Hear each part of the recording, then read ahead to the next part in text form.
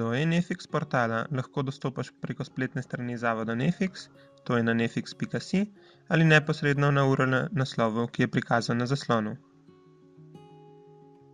eNefix sistem začneš uporabljati tako, da na prvi strani portala klikneš napis registracije za posameznike in vneseš zahtevane osebne podatke.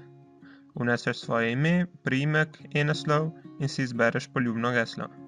Vsi podatki se strogo uporabljajo samo za namene eNefix platforme.